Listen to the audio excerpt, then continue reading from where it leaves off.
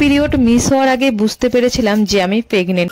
এই প্রেগনেন্সির টাইমে কেন জানি না দুপুর 12টা বাজলে চোখটা আমার বন্ধ হয়ে আসে। অনেক ঘুমানোর চেষ্টা করি কিন্তু কিছুতেই আমার শরীরের তাপমাত্রা এতটাই বেড়ে গেছে, ঘুমটা পাবে কি করে। যখন জানুয়ারি মাস তখন থেকে আমি কোনো কাঁথা কম্বল কিছু রাত্রে মানে গা দিয়ে ঘুমাতে পারতাম না। তোমাদের দাদাভাই কিন্তু গা দিয়ে ঘুমাতো, আমার প্রচন্ড পরিমাণে গরম লাগতো। তোমাদেরও কি আমার মতো গরম লাগে? তাহলে আমাকে একটু কমেন্ট করে বলবে। আমার পিরিয়ড মিস হওয়ার আগে বুঝতে পেরেছিলাম যে আমি প্রেগনেন্ট। তোমরাও যদি জানতে চাও যে আমি কিভাবে বুঝতে পারলাম যে আমি প্রেগনেন্ট, তাহলে কিন্তু আমার সিমটম গুলো তোমাদের সাথে শেয়ার করব। তোমাদের যদি এইরকম কোনো সিমটম দেখে থাকো তাহলে আশা করি যে এটা প্রেগনেন্সির সিমটম হতে পারে। কালকে রাত্রে থেকে সকাল পর্যন্ত প্রচন্ড পরিমাণে বৃষ্টি হচ্ছিল, শরীরটাও খারাপ লাগছিল। একটু তো ঘুমানোর চেষ্টা করলাম, কিছুতেই ঘুম পাচ্ছিল না। তাই ভাবলাম ঠিক আছে ঘরের কাজগুলো সেরে নেই, তাহলে শরীরটা একটু ভালো লাগবে। কাজ না করলেও না শরীরটা কি রকম লাগে, কাজ করতেও ভালো লাগে না, কেন জানি না আমি এরকম হয়ে